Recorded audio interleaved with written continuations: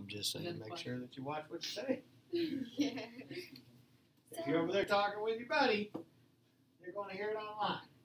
All right, so this is our packet for transformations. Now, to tell you what this packet is, this is Chapter 1 of my pre-calc class. Chapter 1 of my pre-calc class is a review of Algebra 2. So this is like the review packet for transformations. So we're going to go through and we're going to look at, first off, parent functions. So we're going to hit some of the same stuff we hit last week again. And it's all written down in this packet for you guys as we go. So what I need now is I need some help drawing out these parent functions. I'm going to need some points as you guys evaluate them in the parent functions. So could I get these two tables here to evaluate A for me? So how about you guys do up here, do the negatives, and y'all do the positives. I'll take care of 0. These two tables here, I need you guys to evaluate B for me. Oh, hold on. So something that, this is a homemade packet by a guy, but there are some mistakes that I did not get a chance to upgrade or update. This is x cubed, so ignore what was there, because that's a quadratic function and that's a cubic function. All right, so you guys here, if y'all will take the negatives, y'all take the positives. For C, if y'all will take the negatives and y'all take the positives, and then I'll get you guys on the next round over there.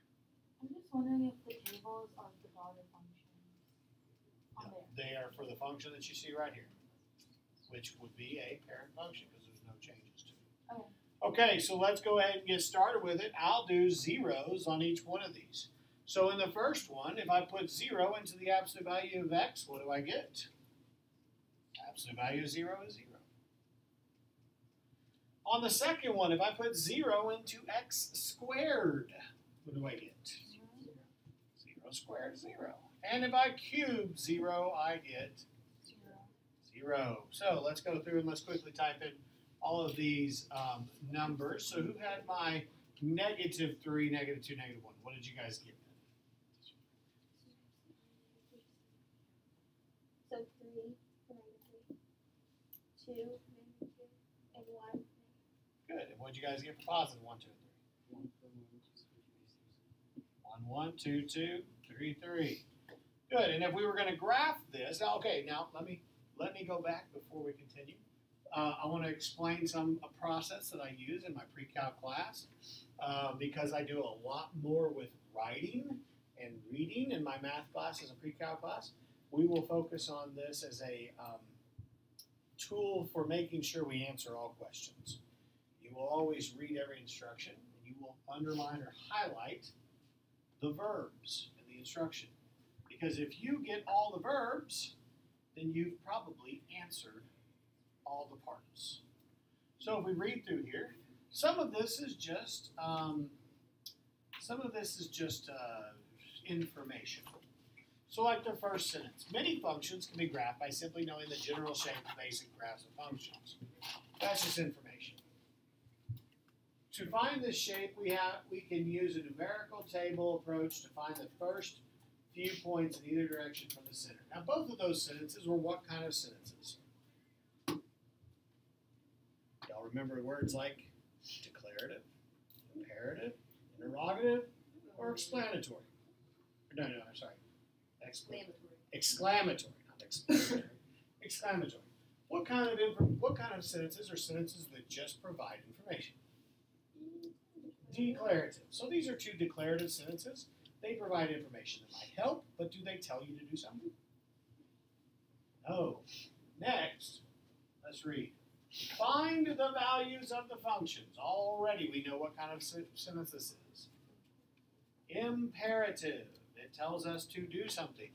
And if it's an imperative sentence, then we need to underline every verb because those are things that are for us.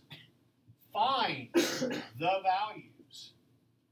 That is going to be one thing I will grade you on, finding the values. What's the next thing in this sentence I will grade you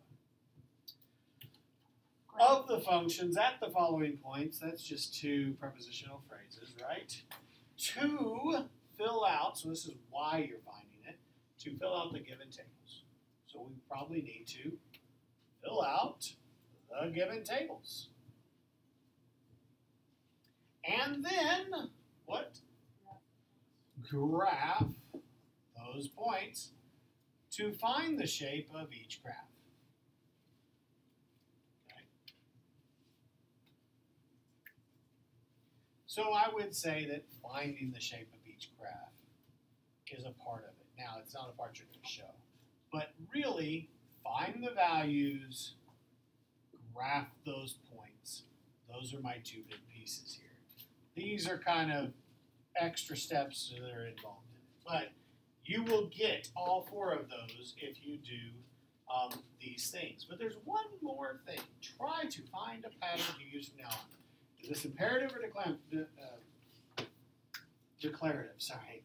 Is it just information, declarations, declarative, or is it imperative? Imperative means I'm imposing something on you to do something, right? It's imperative. It's telling you to do something. So try to find a pattern. That's another thing I need you to do. So three things there from our imperative sentences tell us what to do. I'm telling you this because you're going to get into a position where you're going to be taking a big test. And you want to make sure, and it doesn't matter if it's math or social studies or science, you're going to be reading instructions and you want to make sure that you get all of the requirements filled. Then you need to think like this and look at it like this and say, okay, if these are imperative sentences, then every verb in there applies to what I need to do. All right? So moving on. Did we find the values already? For A? Yes. Did we fill out the table so far? Yes. Yes. Have we graphed those points? No. No. Let's do that. All right. So graph those points. 0, 0, 1, 1, 2, 2, and 3, 3.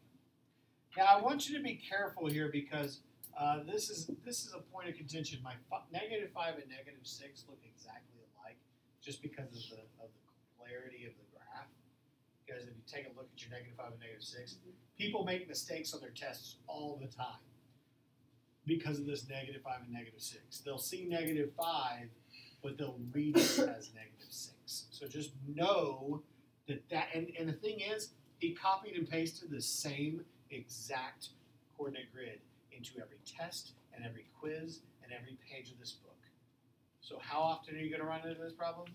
Every single time. So you're going to have to remember that -5 looks exactly like -6 in here. All right, so -1, 1, -2, 2, -3, 3, -4, 4.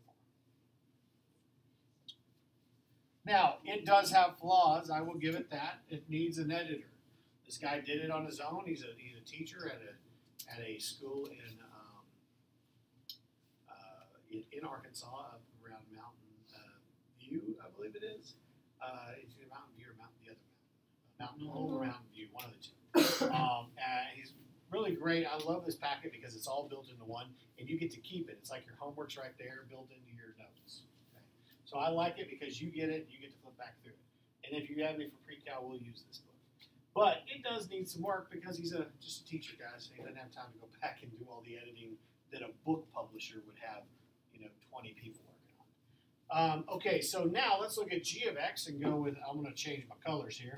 Let's go with with quadratic function b here. So -3, 2, and 1. What'd you guys have? For -3 we had 9. For -2 we had 4. And for -1 we had 2. 1, maybe, right? Yes. Okay. And for +1, 2, and 3.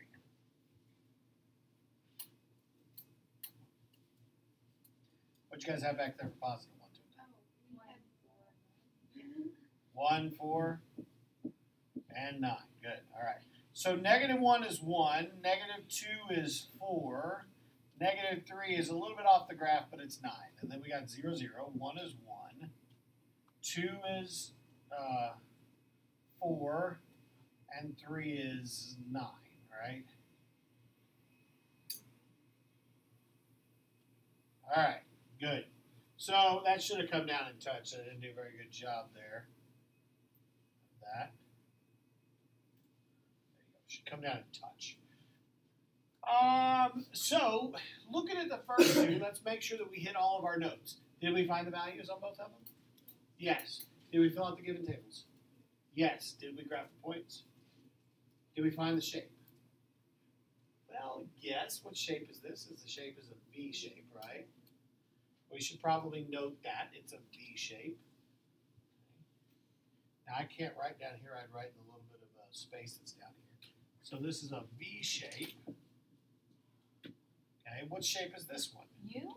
A U shape, but we have a word that represents it. Starts with P. Parabola, right? And like I said, I'd write this at the bottom. It's a parabola. Good. But then we also need to find a pattern. So what's the pattern that's going on here? Take a look at the absolute value. What's the pattern on the right-hand side? It's increasing by 1, 1. Yeah, so it's got a slope of 1, right? So I'm going to say my pattern is that m, or my slope, equals 1. It's got a slope of 1, right? But on the other side, what's it got? -1, 1. Yeah, it's just going to be, but what's the slope over here? -1, so it's reflected, right? M equals 1, and then it's reflected. So it's got like a slope of -1 on the left.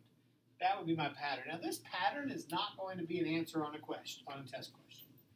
The pattern is only for you. It's so that when you go to graph these, you don't have to spend forever graphing them. You figured out the pattern. If I give you an absolute value, you don't have to plug in numbers and find the answer, and plug in numbers and find the answer. We're doing this once, so we don't have to come back and do it. Next time I give you an absolute value, you know that it's a V shape. You know that it should have a slope of 1 on this side and a slope of -1 on this side. There's your pattern. Unless we put in some sort of transformation that changes that. If we multiply by 2, it's going to change everything. It's going to make it, instead of a slope of 1 and 1, it'll be slope of +2 and -2. All right? So the quadratic function, we said it's a parabola, but what pattern could we find in here? Well, I tend to use this pattern right here. I like to say that it goes over 1, up 1, right?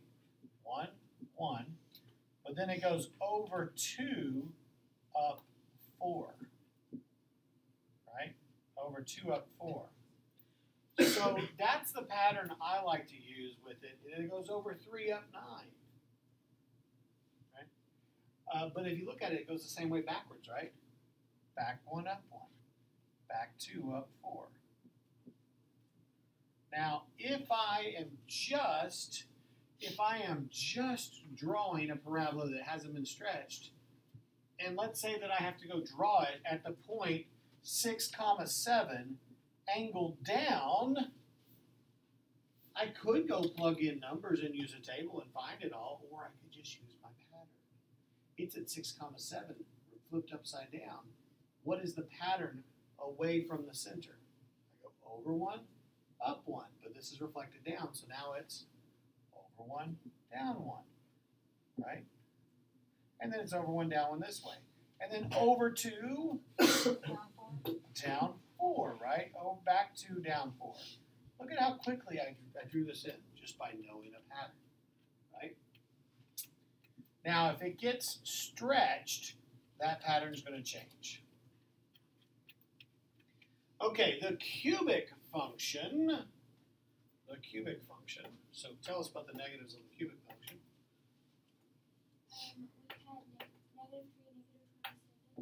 We had -3, -27. All right. -2, -8. Okay, -1. -1. How about 1, 2, and 3? We had 1 is 1, 2 is 8, and 3 is 27. I don't know about all that. Are we 27? That's going to be off the graph, right? Sometimes it happens, right? So if I look at it, -3 is going to be way off the graph. I'm not even going to bother trying to graph that. -2, -8. I can graph that right here. -1, -1 here. 0, 0 there, 1, 1 there, 2, comma 8 here.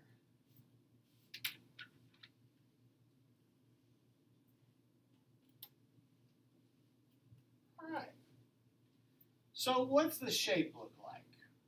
We got a name for this shape?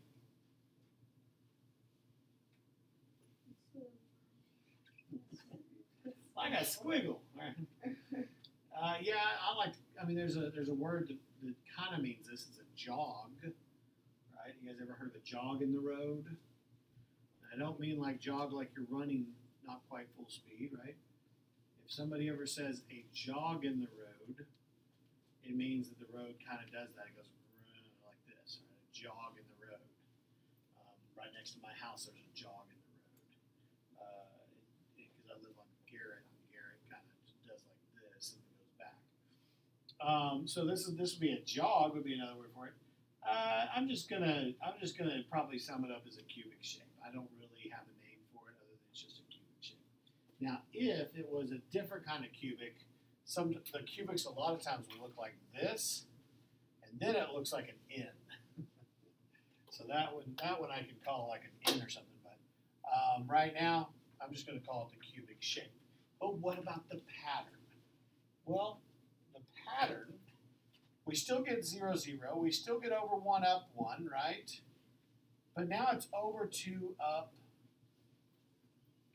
8, right? And once again, it's the same thing this way. Back 2, down 8. So it's over 1, over 1, over 1 up 1, and then over 2 up 8. And honestly, that's enough to graph it pretty much anywhere. If you got those 2 points, you can graph it pretty much anywhere. That's all you need. That's 5 points, right? 1, 2, the middle is 0, 0, 3, 4, and 5, right? 5 points can graph pretty much any graph. Unless it starts to get like a big W shape or something like that. Then you're going to need to know all the vertex points and stuff like that. If you get like a 5th power and it's a big, you're going to need probably at the minimum, you're going to want to know where your critical points are, which are going to be your maximums, your minimums, and then what you call inflection points we'll learn about later.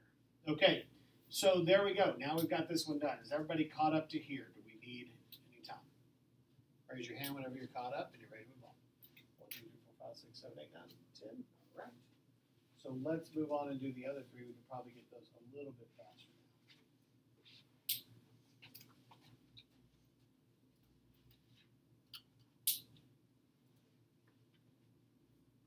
You guys recognize that this stuff is a little bit of review, right? Okay. But I'm just wanting to, it's reviewing the fact that we've already done these parent functions on that flip chart, but now we're doing it on this little table that you'll be able to keep. And keep this packet because you can, this front page of this packet will be your parent functions flip chart, graphed out for you. All right, so let's run through and do the square root functions. How about this? I'm going to have you guys at this table do the square root for me because I missed you guys in the last one, right? Just do the whole square root function set, all 3 of you guys. I'll do the cube root while they're working. Okay? The cube root of 0 is 0. The cube root of 1 is 1. The cube root of 2 is 1 point. I think we looked it up last time. Somebody do the cube root. I think it was 1.2. Somebody make sure that was right. The cube root of 8 is 2. All right? Somebody find me the cube root of 2 in your calculator. It's like 1.2. It's 1.25. So 1.3? Okay, 1.3 then. Okay, let's go back. It sounded like you guys had a couple of them done. What did you have over here on your square root one? For 0, 0. 0 is 0. Let me do it in blue or green this time. 0 is 0. Good. What else? 1, 1. 1, 1. 2 is 2. 4 is 2. 4 is 2. And 9 is 3. Okay, good. And then what about the other side, negative 1? Yeah. Negative 1. Negative 1? Mm-hmm. Negative 4 would be? Negative 2. So negative 2 times negative 2 is negative 4. Oh. No. You can have negative inside the square root side. Oh, what do you get when you have a negative inside the square root side? Negative. Positive. Yeah, there we go. So this is going to be, actually, I'm not going to worry about it, but this would be negative I and negative 2I. And this would be, I can't get this thing to write. It's just not wanting to work for me today. But we're not going to worry about it because we can't graph it on this. This is a real plane, not an imaginary, not a complex plane. If it was a complex plane, we could graph it, but we can't. So we don't need to worry about it. They are imaginary at this point. So let's go through and do 0, 0, 1, 1, 4, 2, 9, 3. And that one's going to be real important because we're going to use that one a whole bunch today. You're going to come back and redraw this one a whole lot today. So let's take a look at the pattern. What's the pattern in this one? Well, once again, you get this 1, 1, right? That 1, 1 is going to happen in almost all of them. And then we go over, and we've got up 2 over 4, right? And then the last one will be this over 9 up 3 kind of deal, right? You got to go over 9 to get up 3. So that's my pattern that I'm looking at for the square root. Now, I wouldn't make this pattern too, like mine is really abrupt, because you want to come back and see this function without too much mess around it. But I did want you guys to notice the pattern, over 1 up 1, over 4 up 2, and over 9 up 3. That's going to really help us when we're graphing these. We don't have to think about it. Yes? What's the shape?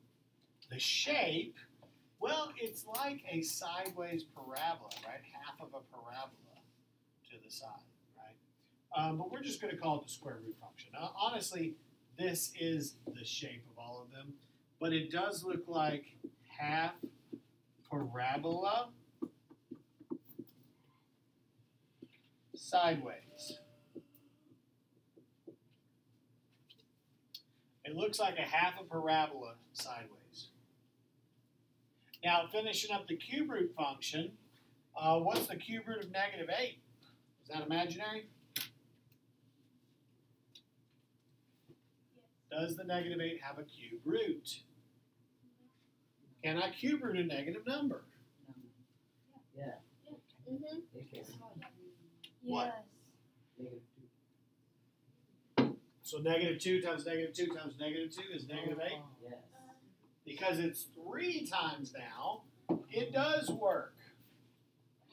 And the cube root of negative 2 is negative 1.3. And the cube root of negative 1 is negative 1. So yeah, the cube root is allowed to work on both sides. Because 3 negatives make a negative. Right? So now I'm going to graph these. And I'm going to say, well, listen, negative 8 is negative 2. Negative 2 is negative 1.3. There you go. Negative 1 is negative 1. 0 is 0. 1 is 1. 2 is 1.3. And 8 is 2.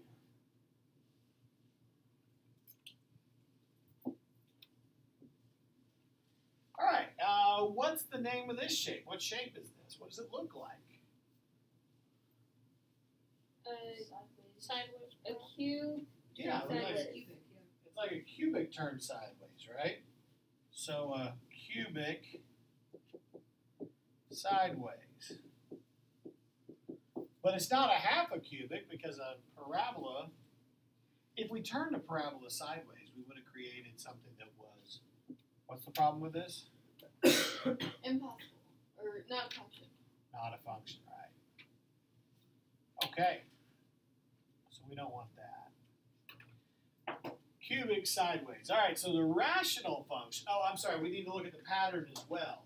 So on this one, once again, we get the over 1 up 1. I love that because, pretty much everything you do with 1, the answer is 1. This is the over 1 up 1. It does not want to write where I think it's going to write. And then it's also got the over 2 up 1.3. Sorry, over 8 up 2. Yeah, I'm not going to worry about the 1.2 thing as much. The over 1 up 1 and the over 8 up 2. Notice how this one is different than the cubic. Look up at the cubic. What did I ask you to remember? The over 1 up 1's the same. The 0, 0 is the same. The 1, 1's the same. What's the difference between the cubic and the cube root? The 8 on the cube root is going over while it's going up on the cube. That's right. So on a cube, it's over 2 up 8. On a cube root, it's over 8 up 2, right? So the rise is 2 instead of the run being 2. So it's basically like it's an upside down rise over run. Instead of being 2 over 8, it's 8 over 2, right? Or yeah, this is 2 over 8, the other one would be 8 over 2. Okay, and then finally, let's look at the rational function. So looking at 1 divided by negative 5. What's 1 divided by negative 5 going to be? In decimal, what is that? Negative 0.2. What's 1 divided by negative 1? Negative 1. What's 1 divided by negative 0.2? Negative 5. What's 1 divided by 0?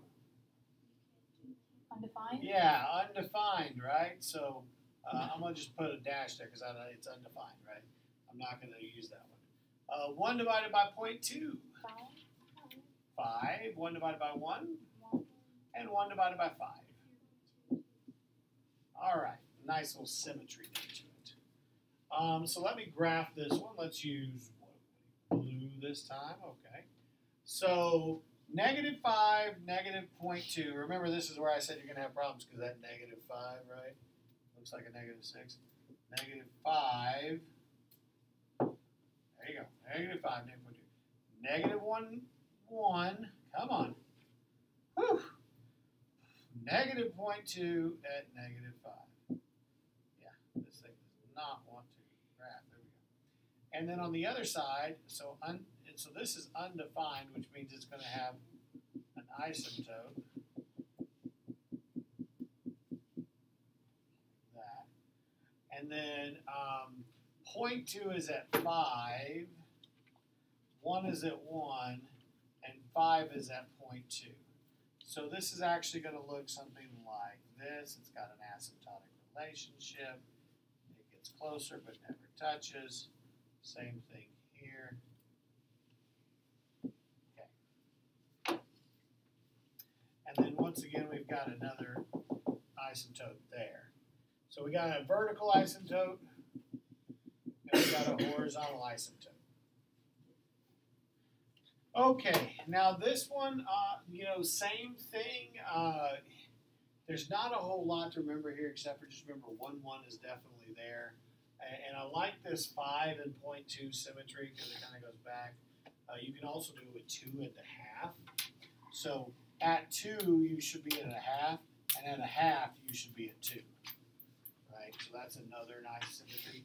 Just remember their inverses. What are the fractional inverses? So where would 3 be at? 1/3. Where would 4 be at? 1/4. Where would 1/4 be at?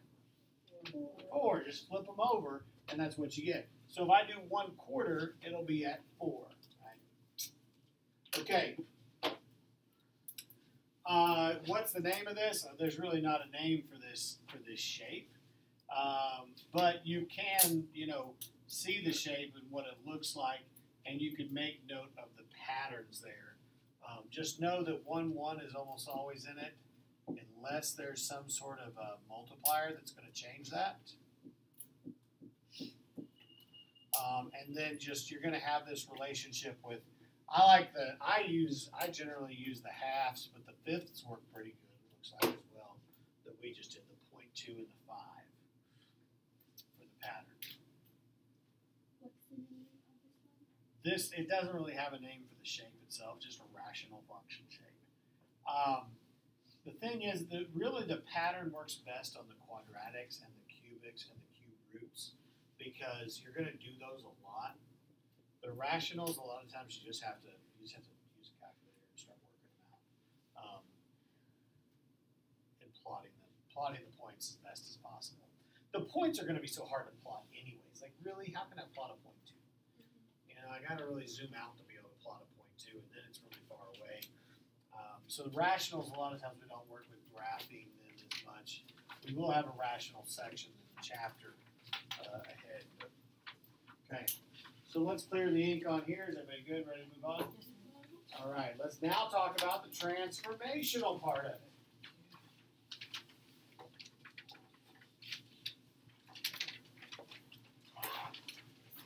Okay, so once again, if I go back to highlighting my verbs in here, right? First statement is declarative. It's just letting us know that we can graph these by simply knowing the basic shape and the transformations that happen to it, right? So it says graph each of the functions below using a graphing calculator, then state how the change in the equations take place. So just two things, graph and state. So I'm going to ask you guys to graph these on a calculator and tell me how they are different. So please graph f of x equals square root of x plus 2 and graph f of x equals square root of x minus 2. I'll grab the original because we already did that. 0, 1, 1, 4 gives me 2, come on, and 9 gives me 3.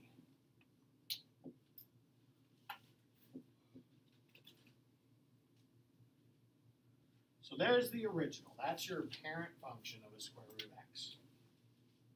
All right, who's got the graph of b for us on a calculator? Give me some points on it. Now let me give you guys, everybody type this in. I want y'all to learn how to use something. So go ahead and type square root of x plus 2. And under the y equals, hit the graph button. Make sure you get the picture of it. How do you We do don't want the to give square you root? it should be like second x squared. You ready? Good. One person. I have it right here. Okay, you got one person ready? On there. Set control and square. Oh, Here's what? Hit the zoom. So if your zoom's ever off, hit the zoom button and go down to zoom standard, and I'll take you back out to the basic zoom. All right, but everybody has the basic square root graph on their calculator now. So raise your hand if you've got it. You ready? 1, 2, 3, 4, 5, 6. If not, look around with your neighbors, see if you guys can help each other.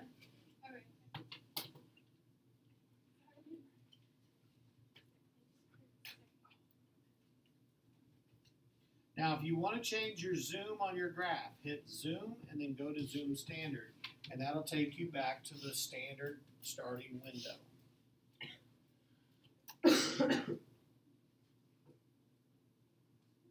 So we need square root of x plus 2 and square root of x? Yeah, just start with the square root of x plus 2. That's all I want you guys to worry about. We can go back and change it to minus 2. Now, if you, I like sometimes when I'm doing these to have the original one in there. You can have the square root of x as a separate function, especially if you're on the color calculators. They'll even color code it for you if you want. All right, but here's what I want you guys to do next. You guys should already have this graph. I want you to hit the button that says table. Where's that? Oh, second. Now, if you take a look, you should have a list of points. So it should be second graph.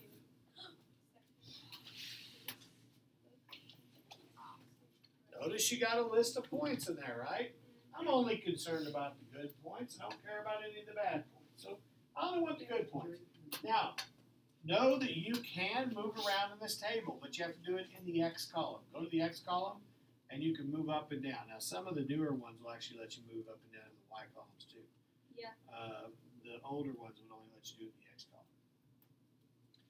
All right. But you get stuck.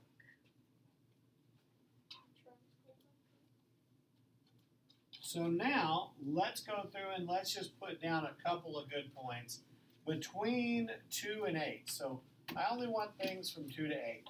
So what's a good point on your graph between 2 and 8? Anybody?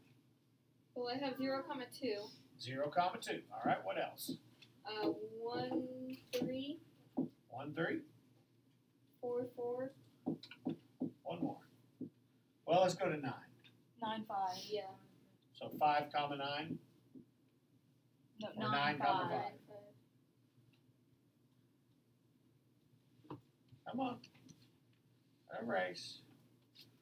Really is very touchy. 9, 5. Or not touchy, yes. Is the right word. 0, 2, 1, 3, 4, 4, and 9,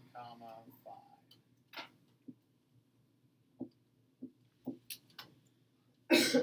Okay, so we did the first part, which was graph it on the graphing calculator, but they said graph it below, right?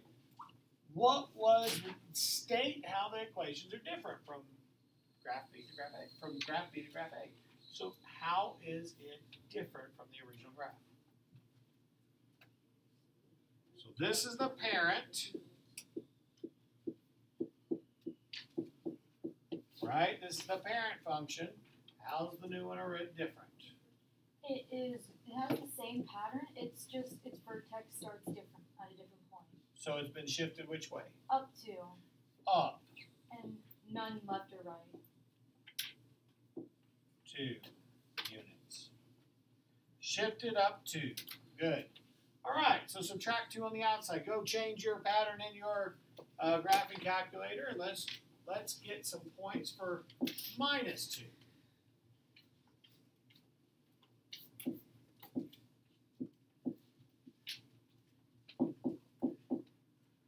So what's 0 going to give me now? -2, 1, -1, 4, and 9. Should it be 3? Oh, I wrote 9. What am I doing? Make it even worse. 3. There we go. All right. So 0, -2, 1, -1, 4, 2. Well, I think that shouldn't be 2. I got 4, I got 4, 0. 0, Mm-hmm. and 9, 1. All right.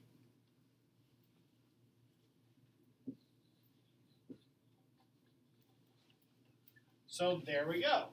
What happened to the shape then? From the original, it's been Shifted down to. shifted down to. This is just review, right? What we did last week.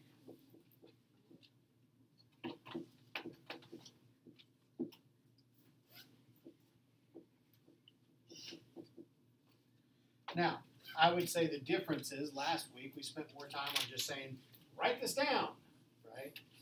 It was write this down, this is how the transformations change it, right? This time we're looking at it and actually doing the check, right? We're saying, well, what happens?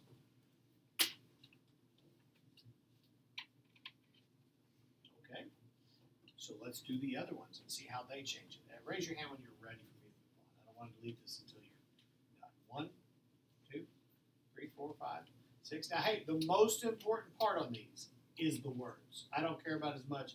If you get the graph and the words, you've got to get the words. I don't care about the tables and stuff. Get the words. Up 2, down 2.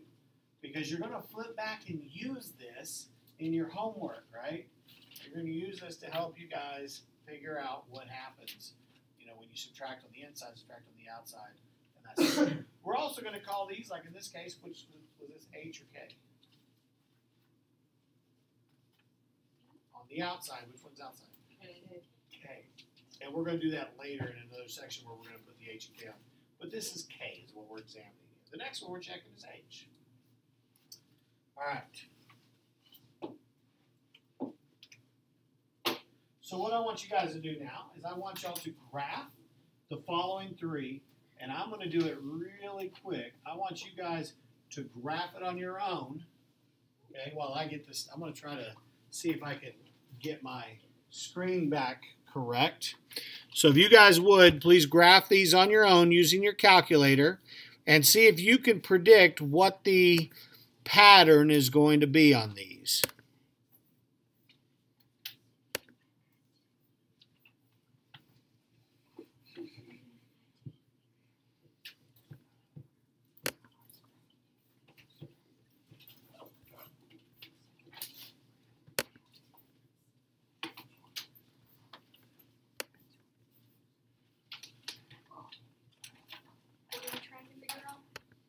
I want you to graph all three of these and do the same thing we just did. Do the same thing we just did.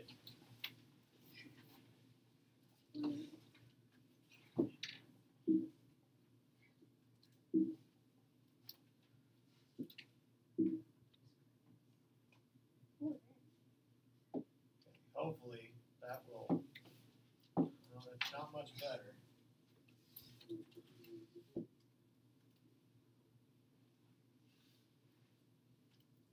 I thought there was a way to do this with more dots to make it a little bit better. I just don't know. Okay.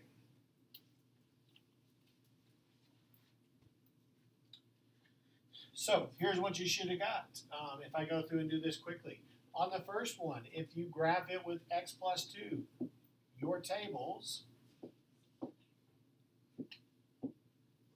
okay, your table here for x plus 2, if I get a negative 2, I should get 0. If I get a negative 1, then I should get 1. Make sure I'm doing this right. Check me. And if I had a positive 2, I get 2.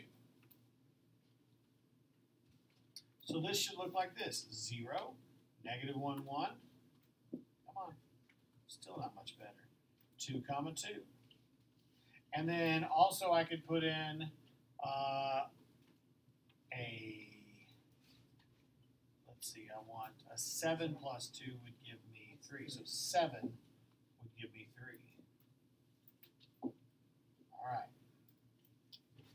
Now what's happened to that graph?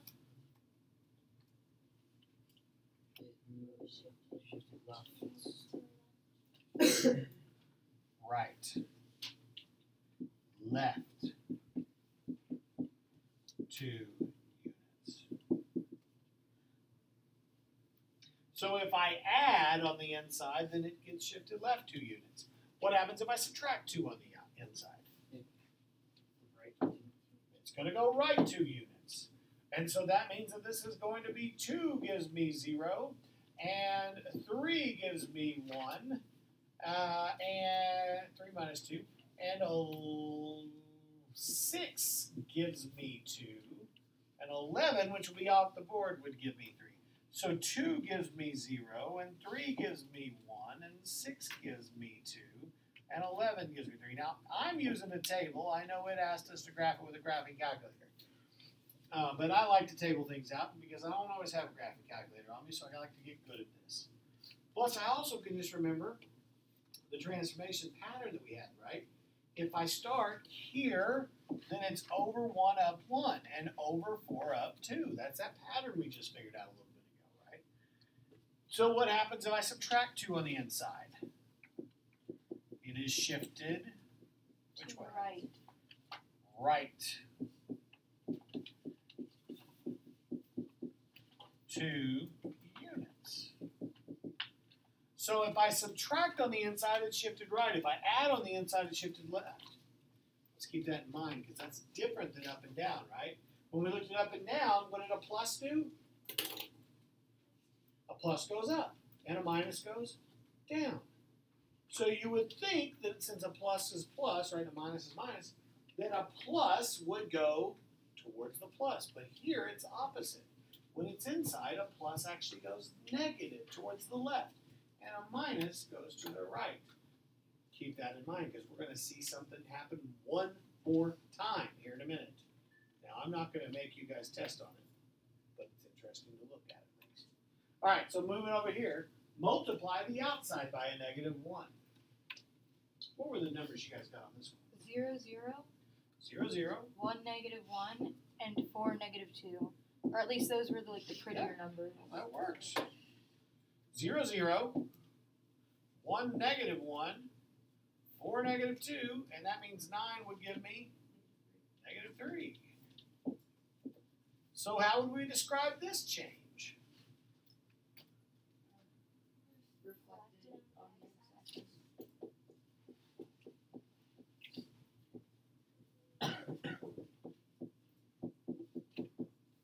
Reflect over the x-axis. Good. Now, This is really the end of where we were going in geometry or in Algebra 1 level, right? But let me go to the next section, which starts to throw us for a little bit of a loop. Is everybody caught up? Everybody, raise your hand when you're ready to move on. 1, 2, 3, 4, 5, 6, 7, 8, 9. Make sure you get these bottom sentences. They're the most important part. If you got the basic graph and the sentences, 10, 11. Okay. So let's move on.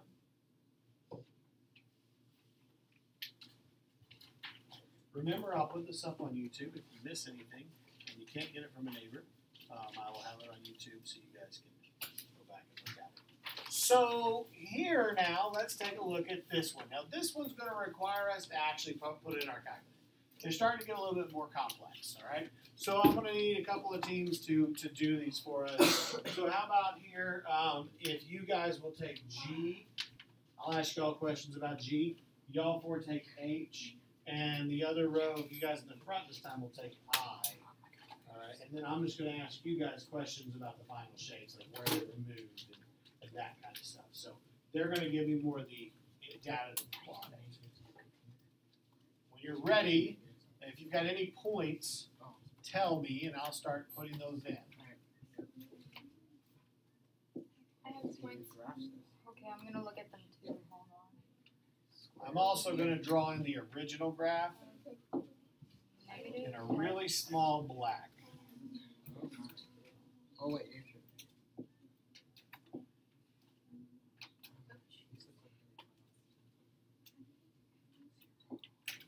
Okay, I got it too. So negative 200.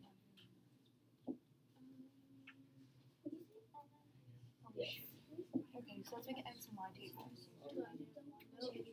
There's lots. Lots of errors.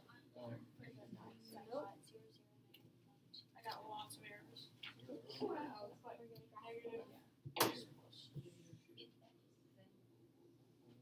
it's not inside the square root.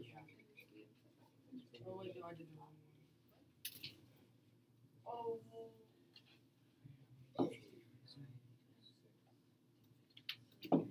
Oh, wait, hold on. All right, who's got some numbers for me? Who's got some numbers? What numbers? Which one you got? G? yeah. Give me a couple points. Negative 1 and 2, negative 4 and 4, negative 9 and 6, and then 0. Okay, so let me start plotting this one. 0, 0. Negative 1 is 2. Negative 4 is 4. Negative 9 is 6.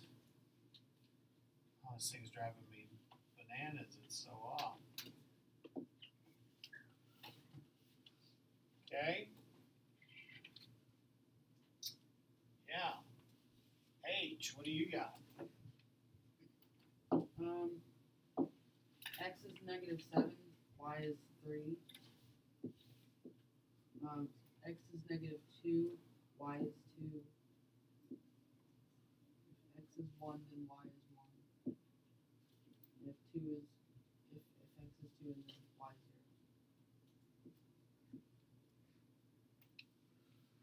is 0. Double check that for me. You're on H, right? Yes.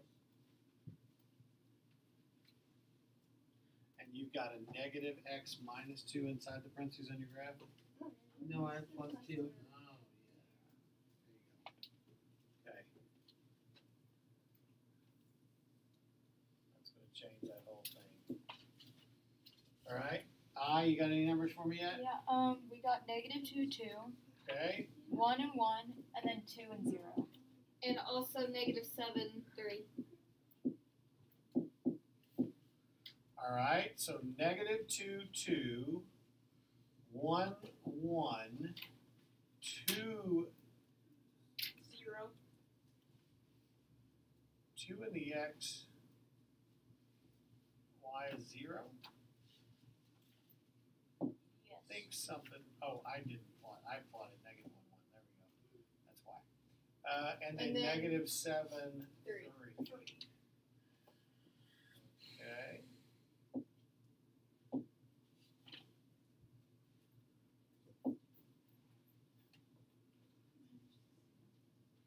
And then the last one, did you guys give me some points now? Yeah. What you got? Negative 6, comma 2, negative 3, comma 1, and negative 2, comma 0. Good. So negative 2, 0, negative 3, 1, negative 6, 2. All right. So now, let's take a look at how these have all changed.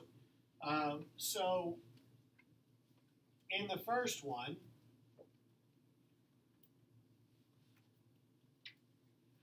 what changes have happened? One, I'm going to ask you and Nathan to look at the first one, and in the back, Grace will ask you guys to look at the second one. I'll look at the third one. Okay, so looking at I think this thing has been reflected. But which way?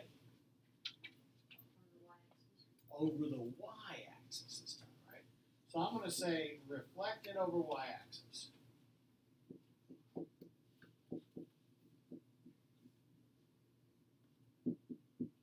But the vertex was also shifted, right? The vertex was shifted. Which way was it shifted? 2 to the right.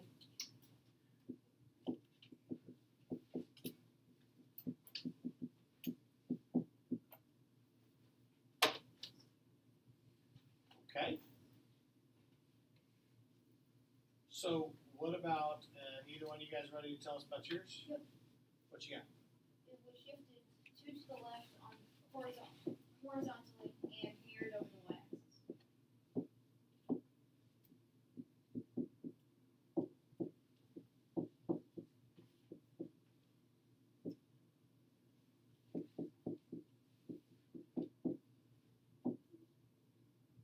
Okay. And finally, this one. It's been reflected over the y-axis and vertically stretched by factor 2.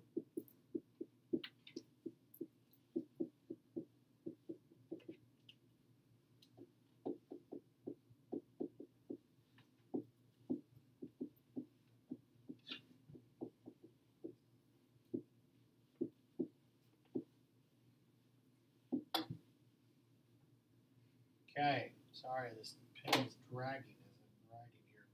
So, yeah, so there's something common to all three of these. What's common to all three of these? They're all reflected over the y-axis. So what's causing that? What's common in the equation for all three of these? Negative x. So the negative's where, though? Inside the square root. Yeah. So a negative outside the square root in the previous page, what did we see it do? Reflected over the x. Over the y-axis, good, on the inside, and then if it's on the inside, it was reflected where? Over the y-axis. I said the y-axis. I didn't Yeah, say you said x-axis. Sorry. y-axis. I said it backwards. So if it's on the outside, it's over the x-axis. If it's on the inside, it's over the y-axis. Now, we talked about it a little bit. Does it really matter in the shape of some graphs? Like, if you reflect a parabola over the y-axis, does it look any different? No. And let me ask you this. If you threw a negative on the x and then you squared it, right? If I had parentheses, negative x squared, is that any different than positive x squared? No, because a negative x when you square it, it's going to be the same as positive x when you square it. But we're about to find something that will make it a little different. So let's take a look. 2, we stretched by a factor of 2. I think that wasn't really a big aha, right? We all kind of knew how the stretching was going to work. But did you notice how it showed up in the graph? Before, it was over 1, up 1, right? Now it's Over 1, up 2. right. So, and then here it was supposed to be, and I didn't do a very good job of it, it was over 4 up 2. Now it's over 4 up 4. right. Instead of being an up 2, it's over 4. And then instead of being up 3 over here, So it doubles the height. it doubles the height, right? It would be up 6 over here, right? So it doubles the pattern that you had, that you were going to use to graph this. It doubles the y values, not the x values. I'm not saying over 1 up 1 becomes over 2 up 2. It's over 1 up 2, So it just doubles the y values, yes. So if there was a 3 outside the, would it triple? What if there was a 1/2? Cut all the numbers by half, right? So it does exactly whatever number it says in front of it. If there's a 3/4 in front of it, then it'll be 75% of every number, right? Might look ugly, but it'll be there.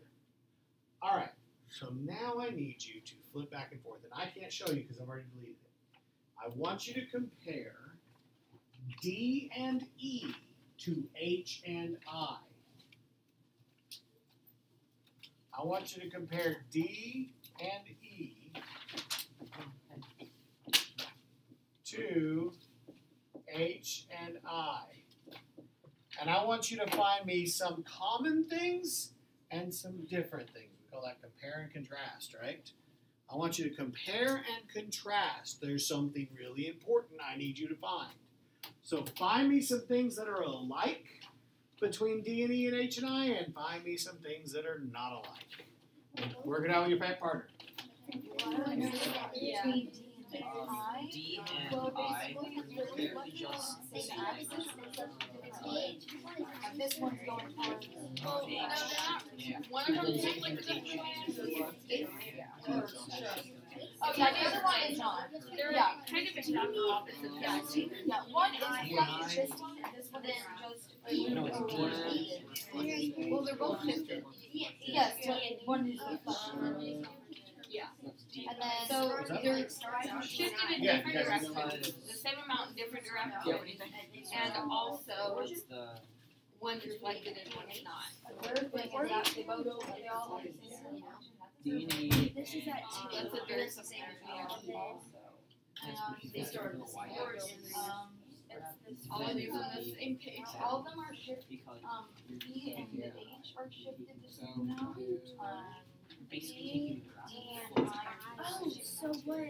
Yeah, every single one of them are shifted too. Yeah, I said D So and left H. forward. Well, D and H are both shifted to the left. And then there's just the same. And then they're flipped over. E and I are both shifted to the Y left axis. or Oh, to the right and too. And the vertex. And E. H and D. No, So E my and I answer are for shifted this to the way right. are both shifted right too. And then and D and H are both pointed. also taking the graph. And Technically the same. Okay, let's talk about some things we had in common. Grace. So they both, like D and H both started on -2, and E and I both started on 2. So they There you go. So we had some common vertexes, starting points, not really vertex, but like a common origin. There you go. So the starting point was common on 2 of them. D, what did we say it was? D and H, is that what you said? And E and I, okay? they all have the same parent function. They do all have the same parent function. Good.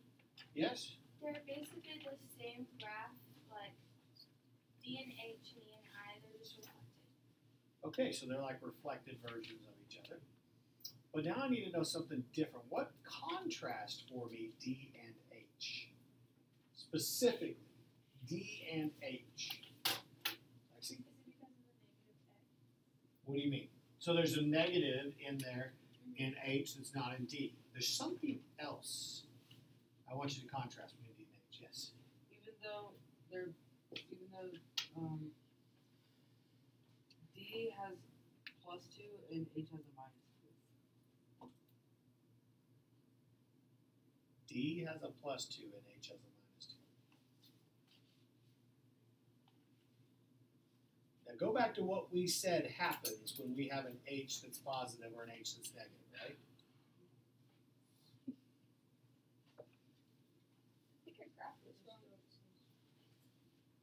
I think I graphed it wrong.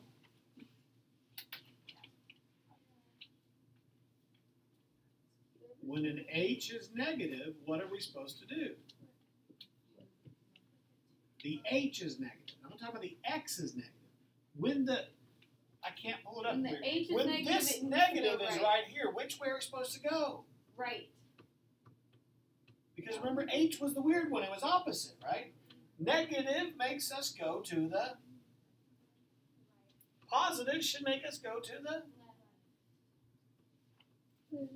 So did we just do these wrong? No, when there's a negative x, it's swapped. When there's a negative x, it throws a monkey wrench in everything. Now, here's the deal. I'm not going to ask you this on the test, but I want you to see it.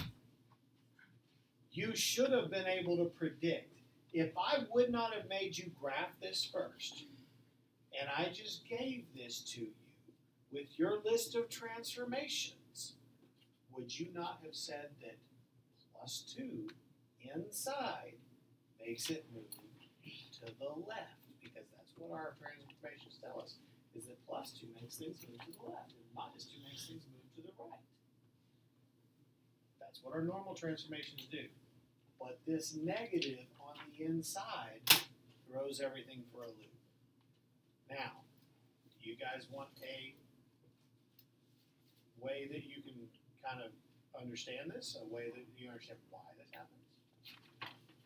Because right now it's just this. This is what is supposed to happen. This is what's happening. It doesn't mix. Now I just have to memorize that it doesn't work, right? I hate it when I have to just memorize things. All right. I'm a function. You tell me to move which direction. So, which way do we want to move, Mr. Conaway? Left. Well, so your left, not mine, right?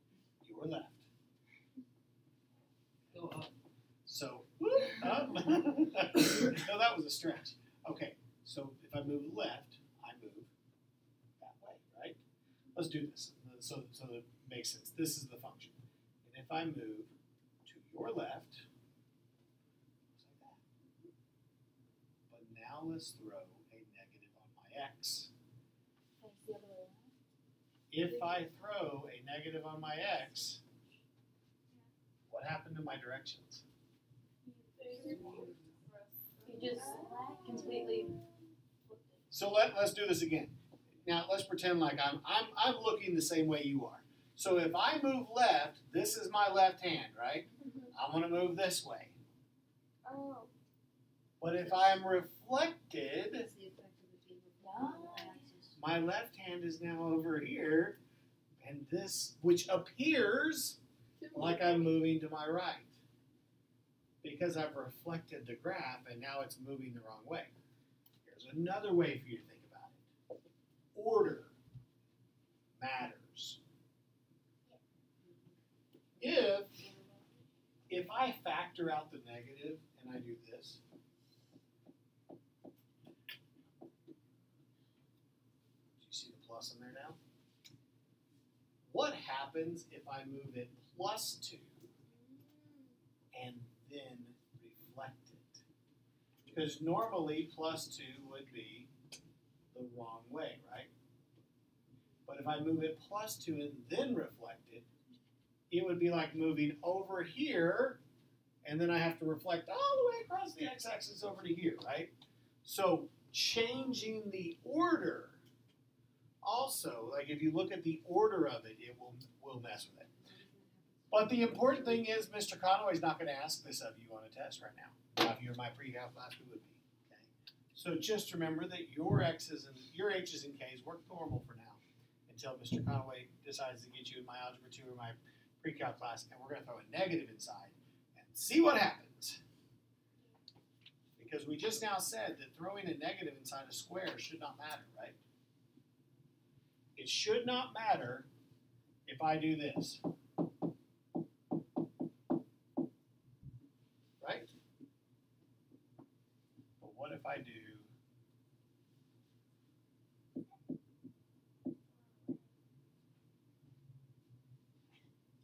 which way does it move, left or right? Right, it's negative. Plus tells us we should move it to the Left. but there's a negative There's a negative on the x. x, you need to move it right. That's right. Because it's that negative x is reflecting all things in the x direction. Does it reflect the y though? If you do this to me, which way's up? Up is still up and down is still down, right? So when you reflect me left to right, it only messes with my left to right. It does not reflect my up and down. Okay. let's move on and let's look at your homework for tonight that you're for surely doing. So I think I can get. How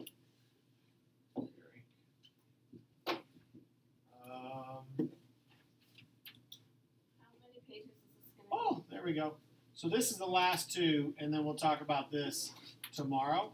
But you're going to for sure do numbers 1 through 6 on here. Okay, I still got 10 minutes. We're not packed.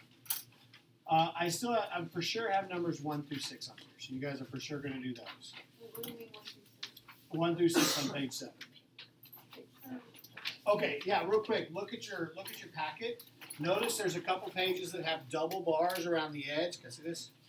Look at the double bar around the edge. Yeah. That I put that around the homework pages, so you guys knew which ones were homework and which ones were in class pages. So the in class pages. Sorry, I creased your paper. I shouldn't have done that. It's just a habit.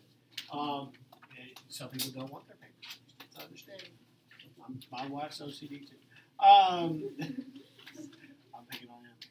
So yeah, I've got a little bit more to show you guys here, but you guys can get started on numbers 1 through 6 and have that ready for me by tomorrow.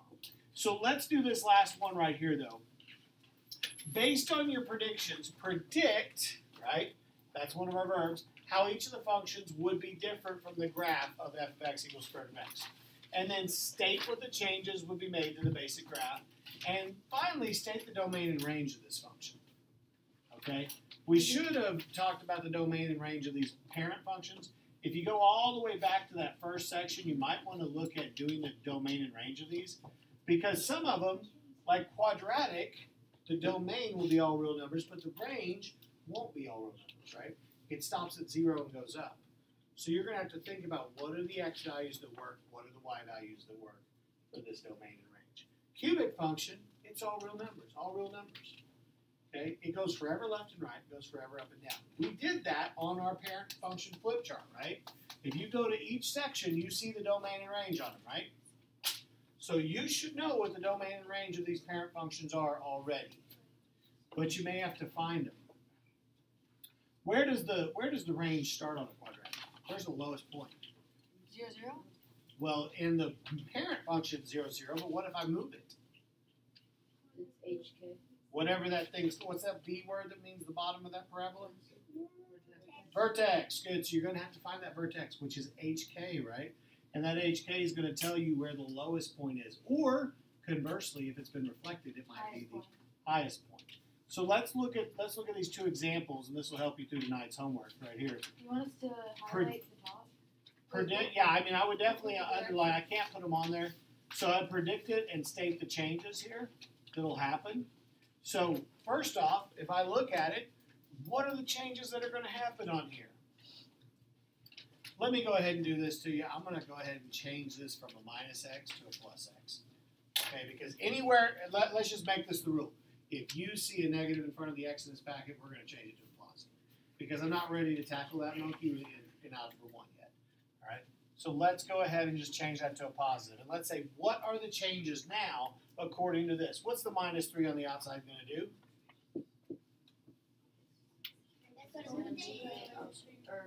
Down 3. What's the plus 1 on the inside going to do? Without a minus. There's no minus anymore, right?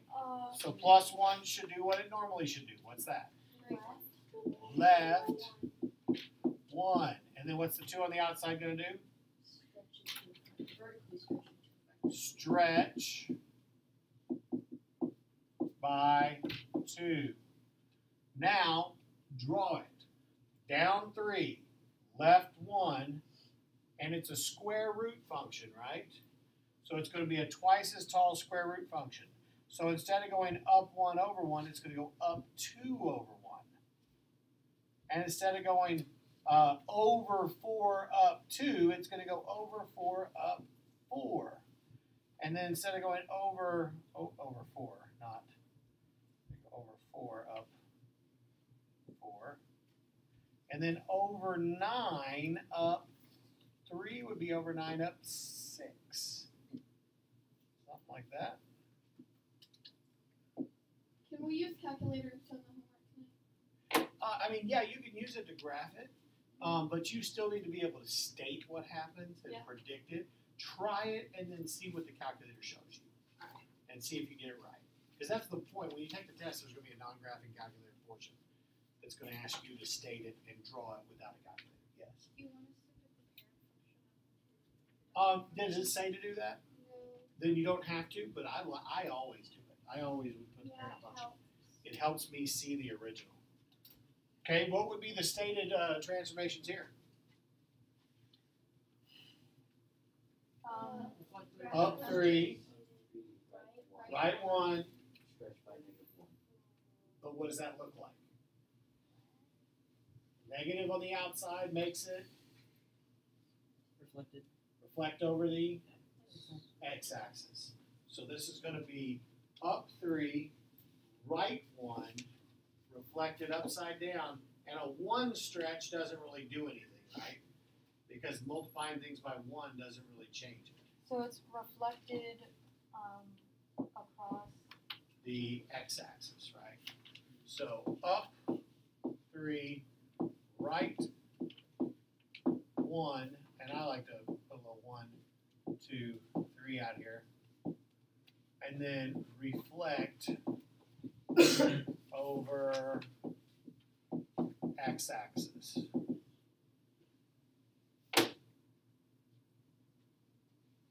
That is what your homework looks like.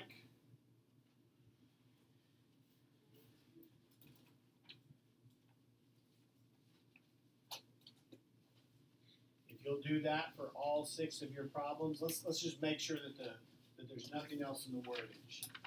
Okay? I'm going to scroll down just so I can see the wordage here. Scroll past these and look here.